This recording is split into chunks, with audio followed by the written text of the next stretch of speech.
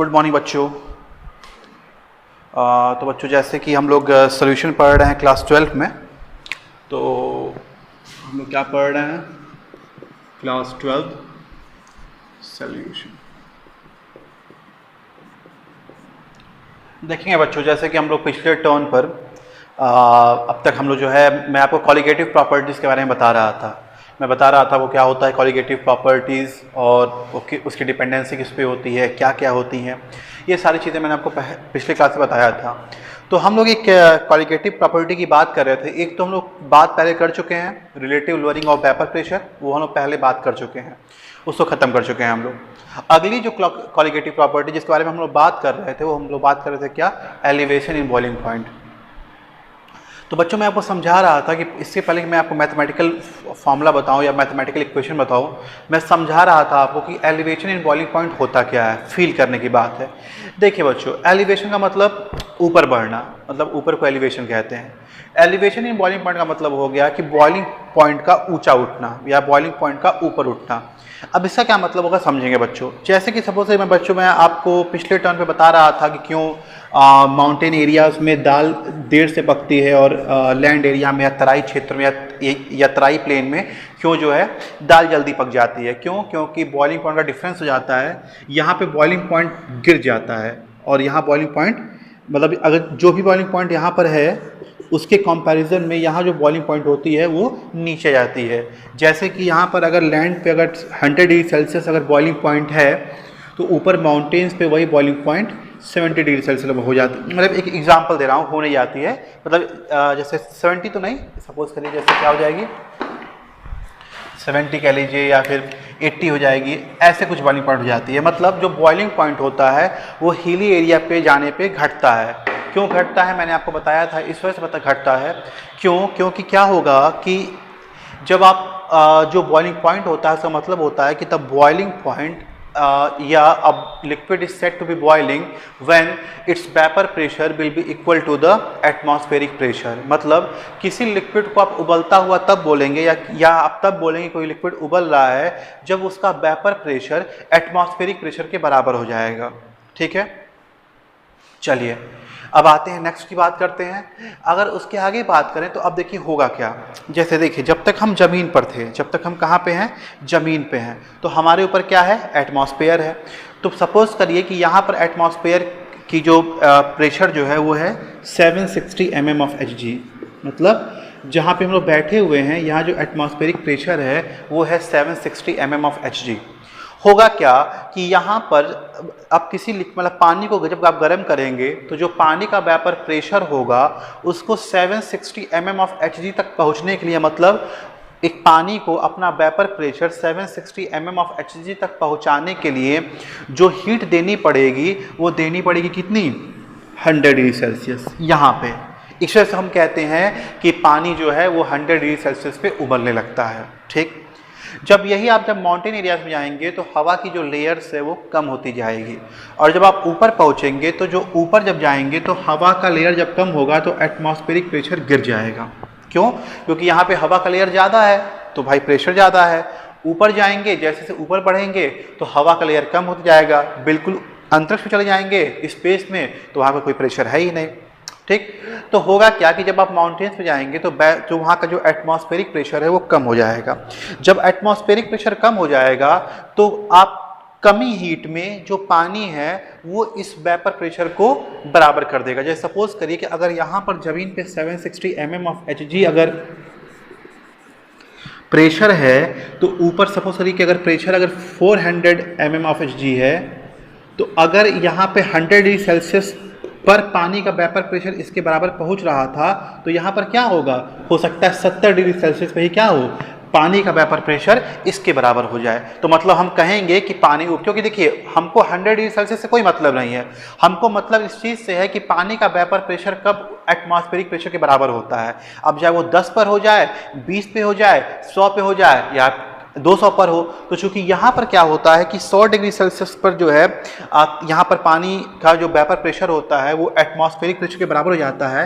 इसमें से हम कहते हैं कि पानी का जो बॉइलिंग पॉइंट है वो कितना है, 100 डिग्री सेल्सियस है। लेकिन यही जब हम ऊपर पहाड़ों पर जाएंगे तो वहाँ पे क्या होगा, एटमॉस्फेरिक प्रेशर कम हो जाएगा। जब एटमॉस्फेरिक प्रेशर कम हो जाएगा तो हम ये देखेंगे कि पानी कम ही हीट में वो जो एटमॉस्फेरिक प्रेशर वहाँ का जो माउंटेन्स का है उसको क्या कर लेता है, इक्वलाइज कर लेता है। और जब इक्वलाइज कर लेता है तो हम कहते हैं कि पानी क्या कर रहा है, उबल रहा है। क्या कर रहा है, बॉयल कर रहा है। मुझे लगता है इतनी बातें क्लियर होंगी। मैं आपको एक व्यू दे रहा हूँ कि मतलब क्या होता है बॉइलिंग पॉइंट का। मैं अभी आपको फिलहाल ये समझा रहा हूँ। चलिए तो हम आते हैं अब अपनी कॉलिगेटिव प्रॉपर्टी की बात करते हैं। तो हमारी कॉलिगेटिव प्रॉपर्टी क्या कहती है, हमारी कॉलिगेटिव प्रॉपर्टी कहती है बच्चों एलिवेशन इन बॉइलिंग पॉइंट। मतलब बॉइलिंग पॉइंट में क्या हो रहा है, उछाल आ रहा है। मतलब बॉइलिंग पॉइंट जो है वो क्या हो रहा है, बढ़ रहा है। चलिए ठीक है, अब आइए देखते हैं क्या मतलब हुआ, अब ऐसा क्यों हो रहा। तो मुझे लगता है ये जो है आपको फीलिंग आ गई होगी। अब चलिए मैं आपको अगली फीलिंग देता हूँ कि इसका क्या मतलब हुआ। बच्चों ये जो एलिवेशन इन बॉइलिंग पॉइंट की जो कॉलिगेटिव प्रॉपर्टी है ये अपने पिछली कॉलिगेटिव प्रॉपर्टी से रिलेट करती है। इसकी पिछली कॉलिगेटिव प्रॉपर्टी क्या थी, इसकी पिछली कॉलिगेटिव प्रॉपर्टी थी relative lowering of vapour pressure. क्या मतलब हुआ, इसका मतलब हुआ कि हमने कहा था कि अगर आप किसी सॉल्वेंट ए में कोई सल्यूट बी डाल दीजिए जो क्या हो, नॉन वोलेटाइल हो। क्या हो, नॉन वोलेटाइल हो। नॉन वोलेटाइल का मतलब क्या हुआ, नॉन वोलेटाइल का मतलब ये हुआ कि जो वेपराइज नहीं होता है, यही मतलब हुआ। तो हुआ क्या बच्चों कि हमने देखा कि जब हमने वोलेटाइल सॉल्वेंट में जब हमने नॉन वोलेटाइल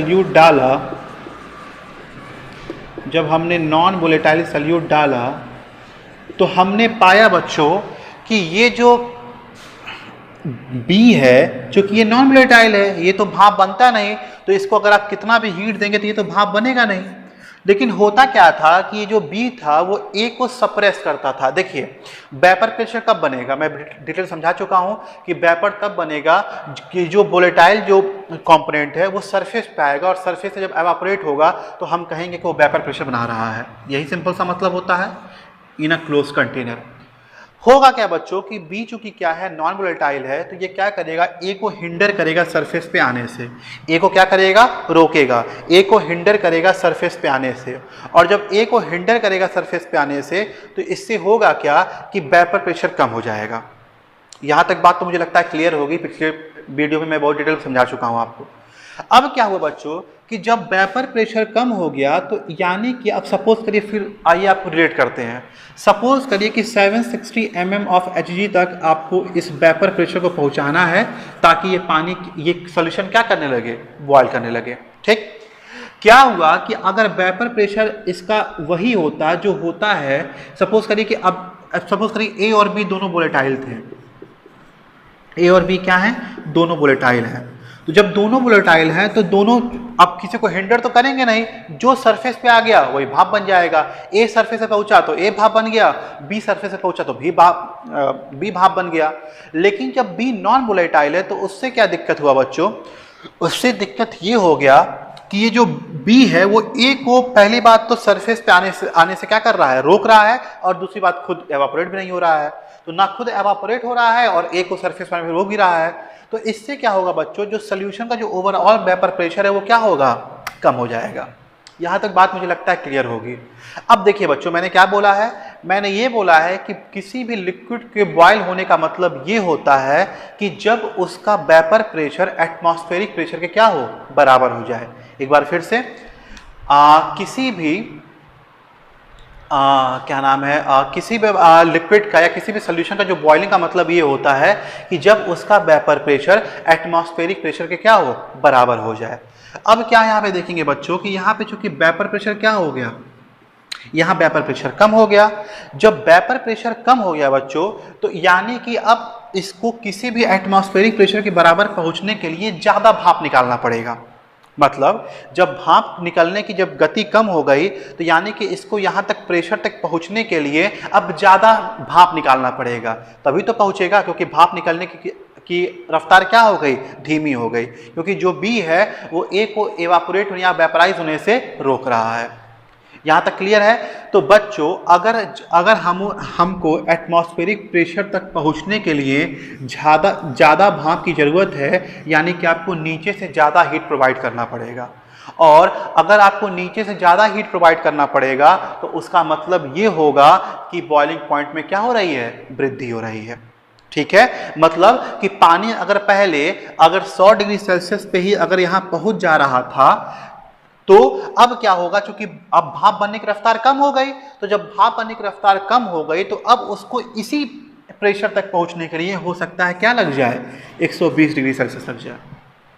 मुझे लग रहा है बच्चों कुछ हद तक आप समझ रहे होंगे, अगर कोशिश करेंगे तो समझ जाएंगे। देखिए फिर से मैं समझिए, भाप निकलने की रफ्तार कम हो गई। जब भाप निकलने की रफ्तार कम हो गई तो मतलब अब उसको एटमॉस्फेरिक प्रेशर के बराबर पहुंचने में ज़्यादा भाप निकालना पड़ेगा। और ज़्यादा भाप कब निकलेगा? जब ज़्यादा हीट मिलेगा। तो यानी कि अगर पहले वो जब नॉर्मल भाप निकलता हो, तब अगर वो 100 डिग्री सेल्सियस पे ही अगर यहाँ तक ये पहुँच जाता हो, तो अब जब भाप कम निकल रहा है तब उसको यहाँ तक पहुँचने के लिए कम और हीट बढ़ानी पड़ेगी। और सपोज करिए कितनी हीट बढ़ानी पड़ गई? 20 डिग्री सेल्सियस, यानी कि 120। तो पहले कितना था? 100, अब कितना है? 120। यानी कि इसी को बढ़ाने की, यही क्या हो रहा है? एलिवेट हो रहा है। मतलब अब देख सकते हैं आप बॉइलिंग पॉइंट जो है वो यहाँ से यहाँ क्या कर रहा है? बढ़ रहा है, मतलब एलिवेट कर रहा है। इसी को बोलते हैं elevation in boiling point. Clear है? क्या बोलते हैं? Elevation in boiling point. तो इसी को क्या बोलते हैं? एलिवेट करना, और इसी को बोलते हैं एलिवेशन इन बॉइलिंग पॉइंट। ये बात क्लियर है? चलिए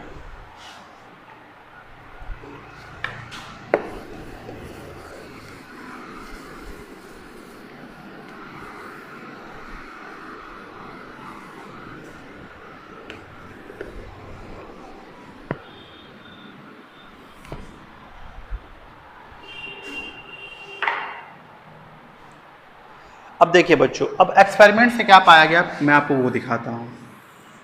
सपोज करिए ये क्या है आपका? एक ग्राफ मैं बना रहा हूँ जिसमें ये जो वाई एक्सिस है ये दिखाता है क्या? Vapour pressure. क्या दिखाता है? Vapour pressure. और ये क्या दिखाता है? टेम्परेचर। सपोज करिए बच्चों कि ये जो है प्योर सॉल्वेंट का क्या रहा होगा? वेपर प्रेशर रहा, ये कर्व रहा होगा। और ये किसका कर्व रहा होगा? प्योर सॉल्यूशन का। ये किसका है? प्योर सॉल्वेंट का। और ये किसका है? सॉल्यूशन का। सॉल्यूशन का मतलब जब इस प्योर सॉल्वेंट पे हमने क्या मिलाया है? नॉन वोलेटाइल सॉल्यूट मिलाया है। तो जब हमने इस प्योर सॉल्वेंट पे नॉन वोलेटाइल सॉल्यूट मिला दिया तो ये बना क्या? सॉल्यूशन। ठीक, अब आइए इस पे हम बात करते हैं। देखिए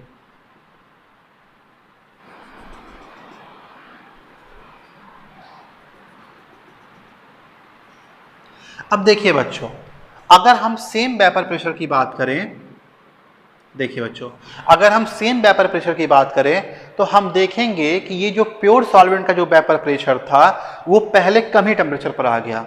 लेकिन जब इस प्योर सॉल्वेंट में हमने नॉन वोलेटाइल सॉल्यूट डाल दिया तो उसी वेपर प्रेशर तक पहुंचने के लिए अब हमें क्या करना पड़ रहा है? अधिक टेम्परेचर लगाना पड़ रहा है। क्यों लगाना पड़ रहा है? मुझे लगता है ये कॉन्सेप्ट आपको क्लियर अब हो गया होगा। ये बात क्लियर है बच्चों? तो अगर इसको हम इस पॉइंट को हम कह दें कि ये TB 0 है, मैं बता चुका हूँ आपको पहले ही, 0 का मतलब अगर ऊपर 0 आ जाए यानी कि हम प्योर सॉल्वेंट या सॉल्यूट की बात कर रहे हैं। तो यहाँ इसका मतलब क्या हुआ? Boiling temperature of boiling point of pure solvent. Suppose करिए इसको हम TB मान लें, तो यही जो डिफरेंस है इसको बोलेंगे डेल्टा TB। क्या बोलेंगे? Delta TB। मतलब कि जो, फिर से देख लीजिए एक बार, कि जो TB नॉट है उसका मतलब कि vapour pressure of temperature of boiling point. मतलब यहाँ पे क्या होगा? सपोज करिए कि यहाँ पर इस टेम्परेचर पर ये प्योर सॉल्वेंट क्या हो रहा है? उबल रहा है। यानी कि उबलने का मतलब उसका वेपर प्रेशर यहाँ ये कुछ रहा होगा। अब इसी वेपर प्रेशर तक सॉल्यूशन को पहुँचने के लिए इतना तापमान लगाना पड़ रहा है, TB। तो इसी का जो डिफरेंस आएगा बच्चों उसको बोलते हैं हम डेल्टा TB, और इसी को बोलते हैं एलिवेशन इन बॉइलिंग पॉइंट। देखिए ये एक्स एक्सेस से आपको पता है इधर से इधर वैल्यूज बढ़ती हैं, तो मतलब TB नॉट क्या है? TB से छोटा है। यानी कि यहाँ पे बॉइलिंग पॉइंट क्या हो रही है? इंक्रीज हो रही है। तो इसको लिखेंगे delta TB is directly proportional to molality. ये एक्सपेरिमेंटली आता है, इसको आप केवल नोट कर लीजिए। Delta T V equal to क्या होगा, मोलैरिटी। मतलब क्या हुआ, मतलब ये हुआ कि delta T V is directly proportional to number of moles of solute upon molarity है मतलब mass of solvent in KG, mass of solvent in KG. Delta TB क्या होगा, number of moles of solute upon mass of solvent in KG. ये बात clear है, मुझे लगता है कि आप हो गया होगा। और बच्चों आपको पता है कि जब हम प्रोपोर्शनलिटी कांस्टेंट लगाते हैं तो जब हम इस प्रोपोर्शनली साइन को हटाते हैं तो हम क्या लगाते हैं, एक प्रोपोर्शनलिटी कांस्टेंट लगाते हैं। तो मतलब हम इसको लिख सकते हैं del K B is equal to M. इसको नोट कर लीजिए, delta T B is equal to K B into M. KV को बोलते हैं मोलल एलिवेशन कांस्टेंट। केवी का क्या नाम है, केवी का नाम हम कहते हैं मोलल एलिवेशन कांस्टेंट। अलग अलग नाम बोलते हैं, कुछ और भी नाम से हैं इसके, तो आपकी जो बुक में दिया है उसका नाम ये है। इसको एक और नाम से जानते हैं, इसको बोलते हैं इलियोस्कोपिक कांस्टेंट। लिखना है तो लिख लीजिए, नहीं तो कोई दिक्कत नहीं है, इलियोस्कोपिक कांस्टेंट भी कहते हैं। फिलहाल इतना काफ़ी है आपके लिए, इसको लिख लीजिए।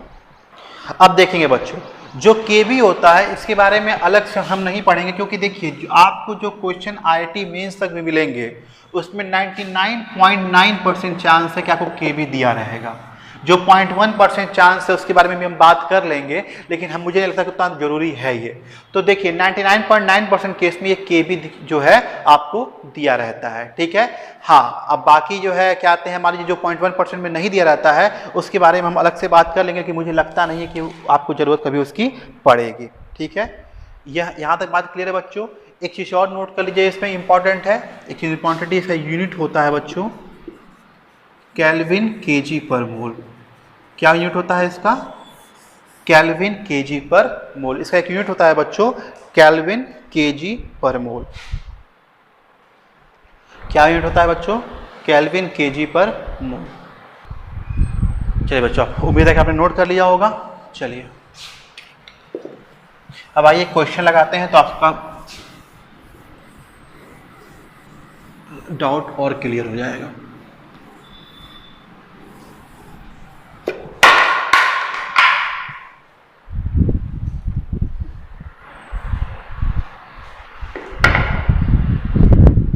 आइए बच्चों, एक क्वेश्चन लगाते हैं।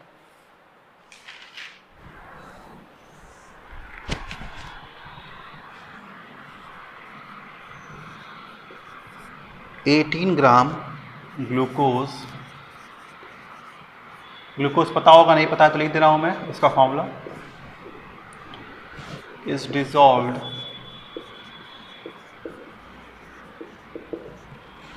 इन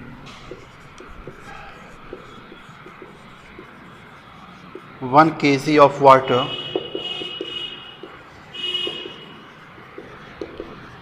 find the boiling point of solution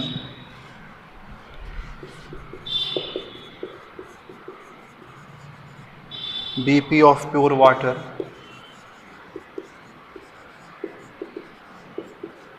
373 Kelvin, KB for water,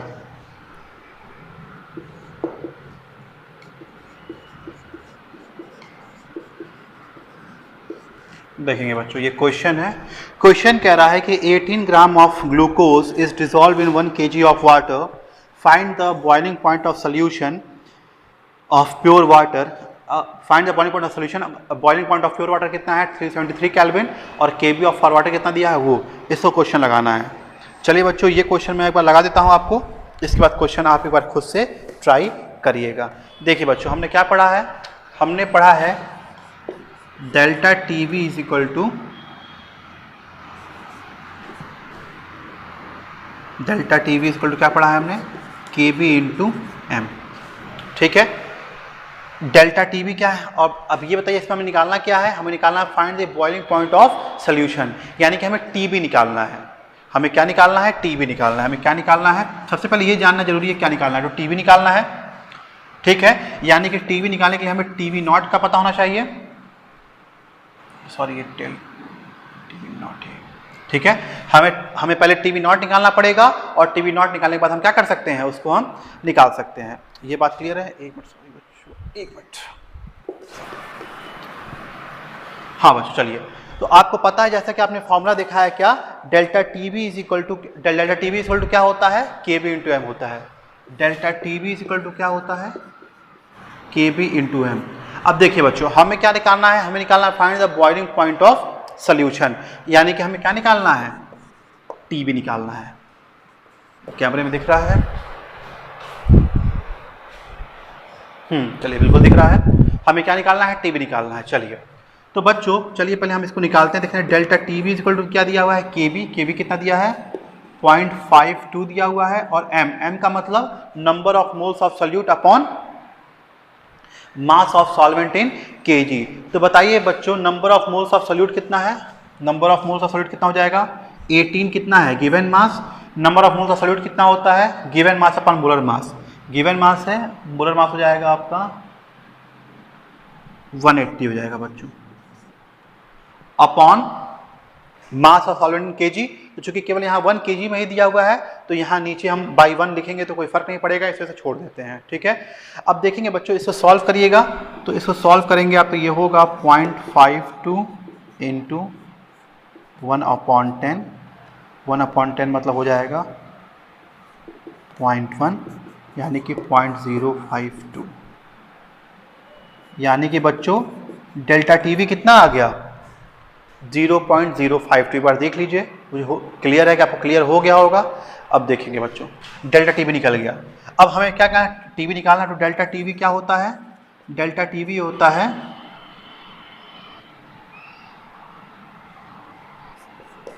TV minus TV not. Delta TV कितना है, 0.052। टीवी ही निकालना है हमें। और टीवी नॉट कितना है बच्चों, देखिए टीवी नॉट क्या हुआ है, यहाँ पे दिया हुआ है कितना, 373 केल्विन। कैसे पता, प्योर वाटर। प्योर वाटर मतलब सॉल्वेंट। सॉल्वेंट मतलब क्या होता है, टीवी। प्योर का मतलब टीवी नॉट, यानी कि 373, यानी कि टीवी इज इक्वल टू क्या हो गया, 373 प्लस 0.052। इसी को सॉल्व जोड़ लीजिएगा, यही क्या केल्विन। एक बार देख लीजिए, एनालाइज कर लीजिए।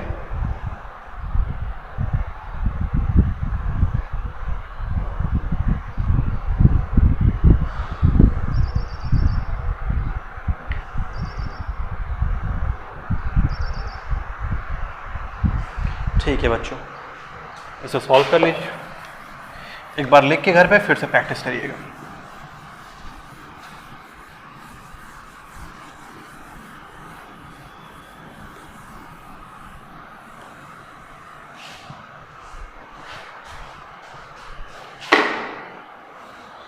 ठीक बच्चों, एक क्वेश्चन और मैं देता हूं, उसको ट्राई करिए आप लोग खुद से।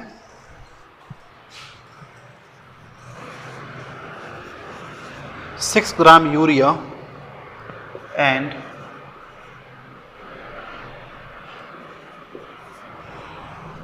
9 gram of glucose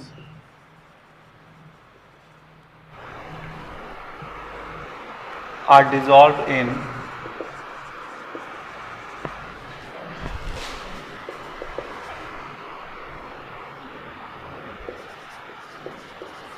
300 gram of water.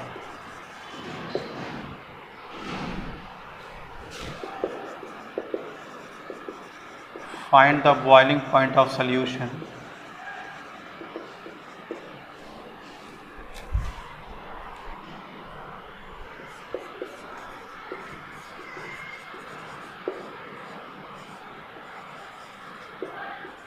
kb for pure water 0.52 Kelvin kg per mole.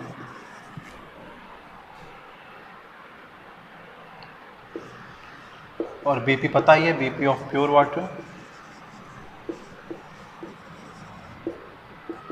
100 degree Celsius. ठीक है बच्चों, इसे सॉल्व करेंगे। देखिए क्वेश्चन क्या कर रहा है बच्चों, पढ़िए। क्वेश्चन कह रहा है 6 gram of urea and 9 gram of glucose are dissolved in 300 gram of water. Find the boiling point of solution Kb of pure water 0.05 kelvin KG पर मोल, और बॉइलिंग पॉइंट कितना है 100 डिग्री सेल्सियस। तो आपको ये सॉल्व करना है।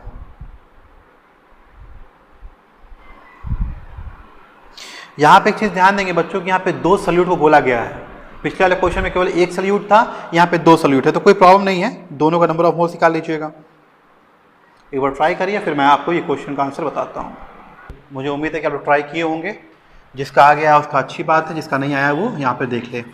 देखिए बच्चों, सोल्यूशन कह रहा है कि यहाँ पे वही सेम काम करना है, मतलब यहाँ पर भी क्या निकालना है हमें, यहाँ पे हमें निकालना है टीबी। क्या निकालना है हमें, find the boiling point of solution, मतलब टीबी निकालना है हमें। ठीक है, चलिए यहाँ पे क्या है कि 2 तरह के सल्यूट दिए हुए हैं। एक दिया हुआ है आपका क्या, यूरिया, और एक दिया हुआ है क्या, ग्लूकोज। बच्चों एक चीज यहाँ पर है आपका जिस पे आप ध्यान देंगे, वो आप ये ध्यान देंगे बच्चों कि आपको यूरिया और ग्लूकोज का पता होना चाहिए कि क्या होता है, एटॉमिक मास कितना होता है। तो ये सारी चीज़ें आपको पता होनी चाहिए, फॉर्मूला पता होना चाहिए। तो देखिए यूरिया का फॉर्मूला होता है NH2CO NH2, और ग्लूकोज का होता है 6,6H12O6। मेरे पास डायरेक्टली डाटा है, मैं आपको दे रहा हूँ, लेकिन आप इसको याद कर लीजिएगा। देखिए बच्चों, अब हमें क्या निकालेंगे, पहले number of moles of solute निकालेंगे। तो number of moles of urea plus number of moles of glucose, दोनों को ऐड करेंगे क्योंकि दोनों डिसॉल्व है। यूरिया का कितना होगा 6/60, यूरिया का वेट कितना होता है 60 होता है, जोड़ लीजिएगा। प्लस ग्लूकोज कितना है 9, और इसका एटॉमिक वेट कितना होता है 180। तो ये कितना हो जाएगा 1/10, और ये कितना हो जाएगा 1/20। तो कितना हो जाएगा 0.1 प्लस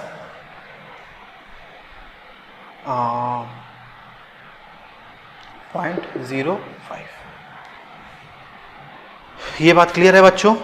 तो ये क्या, ये आपका नंबर ऑफ मोल्स निकल गया, यानी इसको जोड़ लीजिए। तो जोड़ेंगे तो कितना आ जाएगा, ये आ जाएगा 0.15। ये नंबर ऑफ मोल्स है किसका, सल्यूट और दोनों नॉन वोलेटाइल सल्यूट्स का। यहाँ तक क्लियर है बच्चों। चलिए अगर यहाँ तक क्लियर है तो फिर हम क्या करेंगे, डेल्टा टीवी निकालेंगे। डेल्टा टीवी क्या होता है Kb इंटू एम। Kb कितना दिया हुआ है 0.52, और m कितना है 0.15 m। अब देखिए number of moles of solute, अब यहाँ ध्यान देंगे, number of moles of solute तो है upon mass of solvent in KG, molality तो है, तो number of moles of solute upon mass of solvent in KG. Mass of solvent कितना है 300/1000। क्लियर है। तो बच्चों इसको सॉल्व करिएगा। इसको सॉल्व करेंगे, यहाँ पर जो भी आंसर आएगा, यहाँ जो भी आंसर आएगा उसको क्या करिएगा, delta TV is equal to TB minus TB naught. तो डेल्टा टीवी यहाँ पे पुट करिएगा ये वैल्यू, और यहाँ पे देखिए टीवी नॉट, यहाँ पे क्या दिया हुआ है टीवी नॉट दिया हुआ है, मतलब यहाँ पे पुट करेगा ये value is equal to TB minus 100 degree Celsius है। तो उसको चाहिए तो अगर आप कैल्विन में चेंज करना चाहते हैं कैल्विन में चेंज कर लीजिए, नहीं तो डिग्री सेल्सियस, तो आप क्या करिएगा कैल्विन में चेंज कर लीजिएगा। तो कितना होगा 373 कैल्विन। क्लियर है वो बच्चों। तो देखिए यहाँ से आपका क्या निकल जाएगा, डेल्टा टीवी निकल जाएगा। क्या हुआ टीवी माइनस 373 कैल्विन। तो यहाँ से यहाँ जो भी वैल्यू होगी कैल्विन को जो ट्रांसफर कर लीजिएगा, जो भी वैल्यू होगी क्या आएगी टीवी आएगी। बच्चों मेरे हिसाब से इसका जो आंसर आएगा वो आएगा आपका 373.6 कैल्विन। मैच कर लीजिएगा, आंसर जो आएगा ये क्या आएगा 373.26 कैल्विन। इसको ट्राई करिएगा एक बार घर से दोबारा। चलिए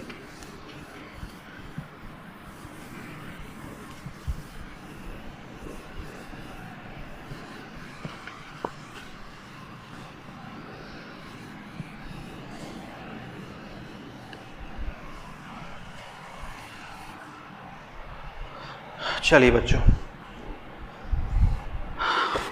एक चीज़ और बच्चों, सपोज कर दी कि अगर Kb नहीं दिया हुआ है, जो कि होगा नहीं बच्चों, बहुत रेयर केस में है। तो अगर Kb नहीं दिया हुआ है तो Kb निकालने का एक फॉर्मूला होता है, उसको आप लोग नोट कर लीजिए। ये इम्पॉसिबल केस है, लगभग आपको ऐसा कोई क्वेश्चन नहीं मिलेगा, बट अगर मिलता है तो नोट कर लीजिएगा।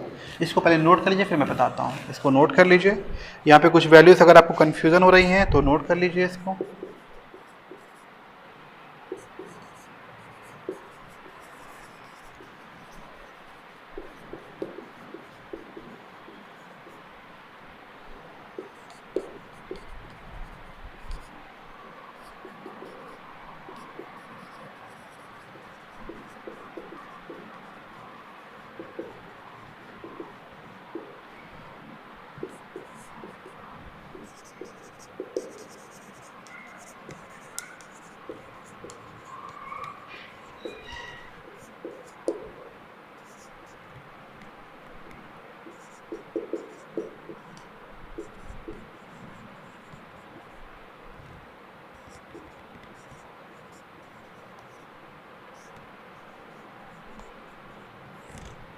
ये नोट कर लीजिए बच्चों,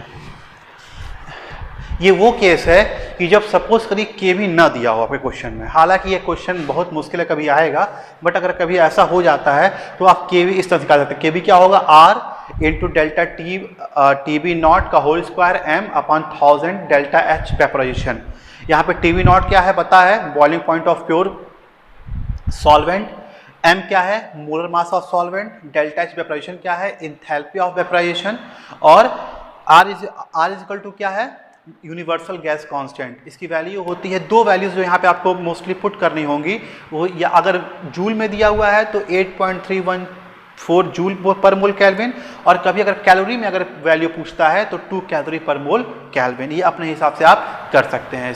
डेल्टा एच वेपोराइजेशन जो निकलता है, हो सकता है कभी डेल्टा एच वेपोराइजेशन डायरेक्टली ना दिया हो और वहाँ पे क्या दिया हो लेटेंट हीट ऑफ वेपोराइजेशन, तो आप इस फॉर्मूले से डेल्टा एच वेपोराइजेशन निकाल सकते हैं। क्या निकलेगा, delta H vaporisation latent heat of vaporisation into molar mass of solvent.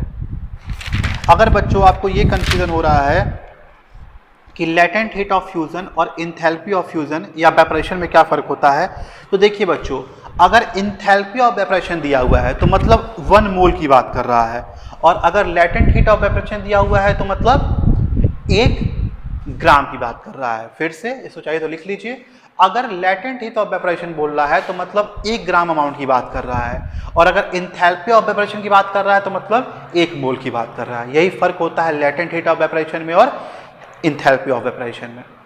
तो इसको भी नोट कर लीजिए बच्चों, हालांकि ये बहुत रेयर चांस से कभी ये आएगा।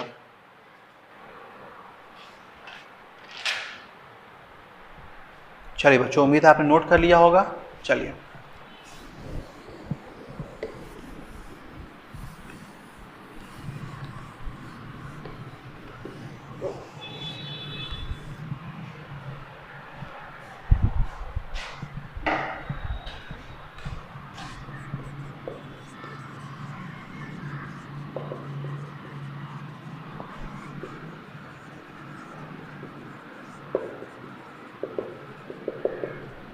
चलिए बच्चों, अगली क्वालिटेटिव हम लोग प्रॉपर्टी पढ़ेंगे डिप्रेशन इन फ्रीजिंग पॉइंट। अगली क्वालिटेटिव प्रॉपर्टी क्या है, डिप्रेशन इन फ्रीजिंग पॉइंट। बच्चों ये जो प्रॉपर्टी है ये बहुत हद तक पिछले वाली प्रॉपर्टी की तरह ही है। आप चाहिए तो इसको एक बार जो है क्या आते हैं मतलब बहुत हद तक रिलेट करती है। देखिए बच्चों, अभी तक हम क्या पढ़ चुके, relative lowering of vapour pressure, फिर क्या पढ़ चुके हम एलिवेशन इन बॉइलिंग पॉइंट, और अगला क्या पढ़ रहे हैं हम depression in freezing point.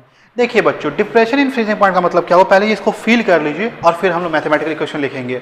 Depression in freezing point का मतलब होता है बच्चों कि देखिए समझिए क्या होता है। फ्रीजिंग का मतलब क्या होता है, फ्रीजिंग का मतलब अगर मैं आपसे कॉमन एग्जांपल पूछूं तो आप बोलेंगे फ्रीजिंग का मतलब होता है लिक्विड को सॉलिड में चेंज करना, या एग्जांपल ले लेते हैं जैसे कि पानी को बर्फ में बदलना।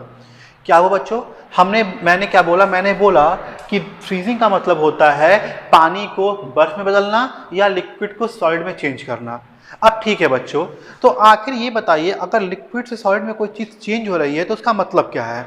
उसका मतलब ये है बच्चों कि कोई चीज़ मोर ऑर्डर्ड से लेस ऑर्डर्ड में, लेस ऑर्डर्ड से मोर ऑर्डर्ड में हो रही है। क्या कहा मैंने कहा कि अगर कोई चीज़ लिक्विड से सॉलिड में बदल रही है, लिक्विड से सॉलिड में, अगर एग्जाम्पल लेके चले तो मतलब कोई चीज़ जो है वो वाटर से आइस में जा रही है। कहाँ से जा रही है, वाटर से आइस में जा रही है। इसका मतलब है बच्चों कि वाटर की जो मॉलिक्यूल्स होंगे क्या होंगे, ज़्यादा रैंडम होंगे, मोर रैंडम होंगे, मतलब मोर रैंडम होंगे या लेस ऑर्डर्ड होंगे, मोर रैंडम होंगे या लेस ऑर्डर्ड होंगे। अगर आइस में कन्वर्ट हो रहा है तो मतलब आइस चूंकि कॉम्पैक्ट हो जाता है, सॉलिड हो जाता है, तो मतलब लेस रैंडम होंगे